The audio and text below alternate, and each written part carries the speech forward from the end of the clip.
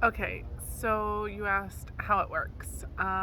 Well, breath work is just what it sounds like. It's doing work through breathing, and some people talk about like what the work is, and that's kind of like a philosophical discussion that I really won't get into. But like there's like shadow work and all this other sorts of work, but just like basic, the thought process of work, active. So the kind that I studied was revelation breath work. And so the pattern is all through the mouth, deep belly, deep chest, and exhale. And you need to do it while you're sitting down, not sitting down, sorry, laying down, because, things that likely happen are like lightheadedness, tingles in the hands and feet. Sometimes you get like the crab claws, you get like cramps and that sort of stuff. And because you're putting so much oxygen in your body and you're filling it up and you're breathing and you're keeping going. And it's hard. It's not easy. It's not something that, somebody's just like, oh, this is so easy. No, it's big belly breaths deep into the pelvis, and then, deep belly, deep chest, and exhale.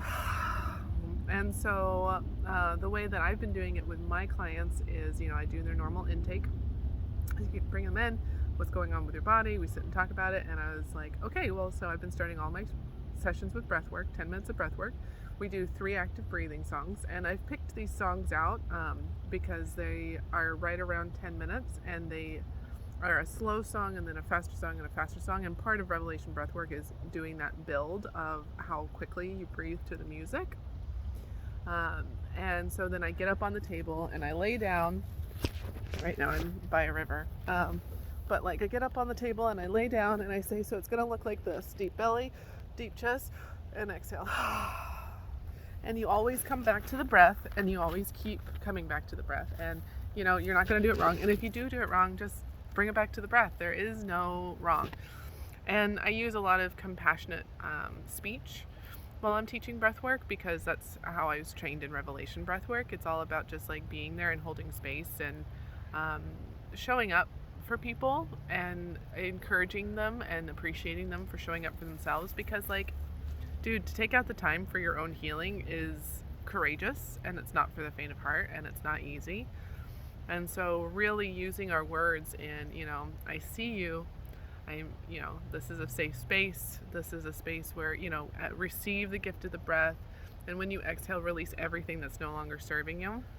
And so then I go and I go over my informed consent. Sometimes I touch here, here, here, here. I do my whole thing. And then I'm like, we're going to start face up, because of course, if we're doing breath work to start, we have to start face up. And I traditionally have actually always started face down. Not for any particular reason, except for I really like my flow face down.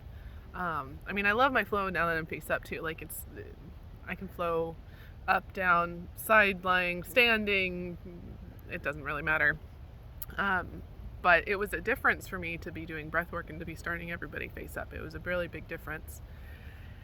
And then, they come, I go out, I wash my hands, I come back in, I do a deep belly breath with them to start it. Like, okay, everybody, deep belly breath together, deep chest breath together, and exhale.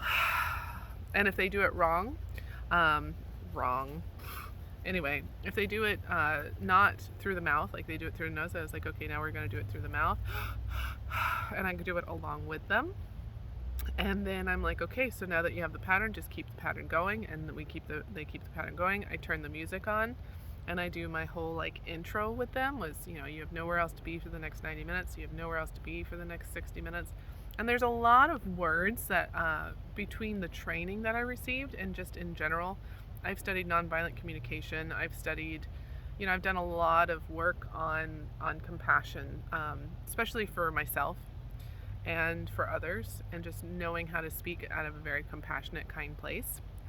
And honestly, I could probably give like a whole like set list of words you can use, but it's always about like the intuition and like really seeing what the client is needing at that time. And then we go through 3 songs, and it goes faster and faster and faster.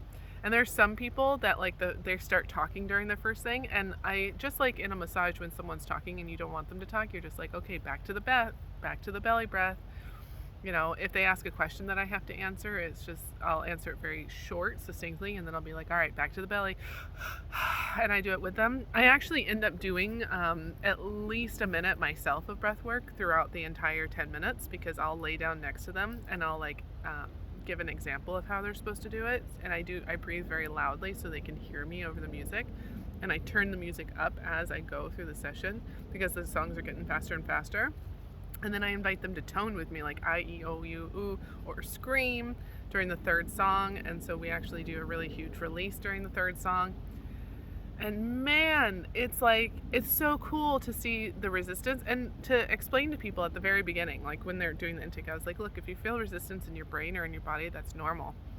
And this is something that applies outside of breath work. If we're feeling resistance, it's normal. It's normal. It's normal to feel fear. It's normal to feel resistance. It's showing up anyway.